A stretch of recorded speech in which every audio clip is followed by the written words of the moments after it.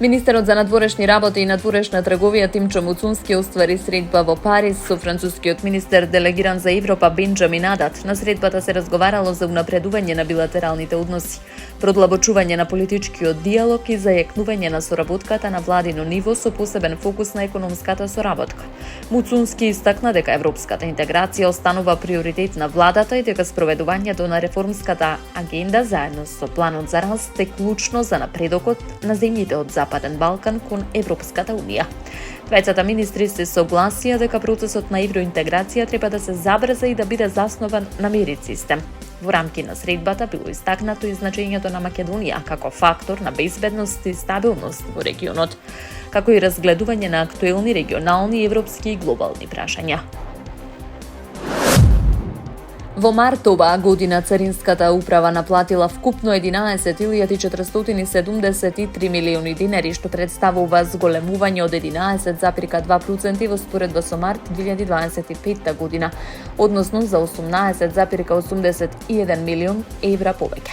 Од управата посочуваат дека овие средства директно се уплаќаат во буџетот на државната каса и представуваат важен извор за финансирање на клучни јавни проекти. Средствата се сливаат во буџетот и се основа за инвестиции во инфраструктурата, образованието, здравството и за подобрување на животниот стандард на сите граѓани, се наведува во објавата на Царинската управа.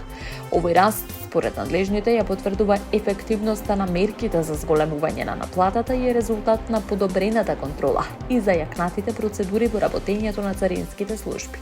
Со овие приходи државата продолжува да обезбедува средства за развојни проекти кои имаат директно влијание врз квалитетот на живот на граѓаните и економската стабилност.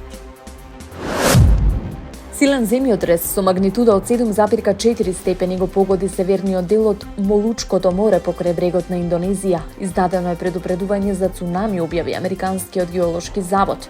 Индонезиските власти издадоа предупредување за цунами за делови од покрајините Северен Малуку и Северен Сулавеси, додека локалните власти во градовите како Тернате и Тидор ги повикаа жителите да бидат подготвени за евакуација.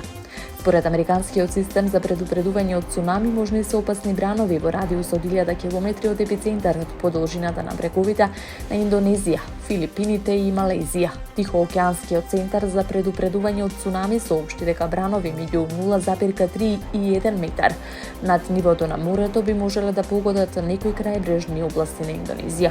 Пониски бранови се можни по должината на бреговите на други земји во регионот, вклучително и Јапонија, каде што се очекуваат бранови од 0,2 метри без значителни последици. Предупредувањето е повлечено. Епицентарот на земјотресот бил на околу 120 километри од градот Тернате во покрајината Северен Малуку. Индонезиските градови Манадо и Тернате се во близина на епицентарот на земјотресот што утрово го погоди Молучкото море. Епицентарот бил регистриран на половина пат помеѓу Тернате 120 км источно и Манадо 160 км западно од местото на земјотресот. Манадо е град кој се наоѓа на островот Сулавеси, додека Тернате се наоѓа на еден од помалите Молукански острови. Српскиот председател Александар Вучиќ најави дека изборите во Србија ќе се одржат до крајот на годината, со можност да бидат организирани до Видовден на 28 јуни. Во телевизиско интервју, Вучиќ кажа дека резултатите од неодамнешните локални избори во 10 градови и општини покажале дека студентските листи немаат значителна поддршка од гласачите. Се ќе биде мирно, се ќе биде вред, немаат шанси. Факт дека некој е луд е израз на целосна безпомошност и очај. Изборите ќе бидат распишани до крајот на годината. Може би дури и до Видовден. Тие ги побараа, ќе видиме кога ќе се одржат, кажа Вучиќ. Додаде дека представниците на студентските листи не ги објавиле резултатите во ниту една од локалните заедници во кои учествувале на изборите, оценувајќи дека не се подготвени за изборниот процес. Вучиќ кажа и дека Советот на Европа и Европската унија реагирале на инцидентите за време на локалните избори, но не ги именувале одговорните за насилството. Кога некои медиуми објавија дека е во паника, Вучиќ одговори дека целта на неговото обраќање е да ги смири граѓаните. Порача дека надлежните органи ќе продолжат да си работат својата работа и дека граѓаните наскоро ќе бидат информирани за дополнителни информации за одржувањето на изборите.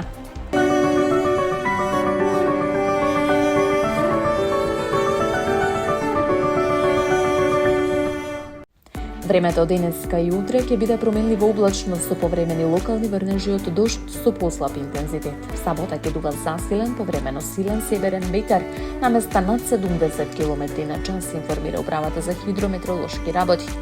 Од недела до средината на новата седмица времето ќе биде сончево со мала до умерена облачност и значително потопло, со температури до 25 степени Целзиусови.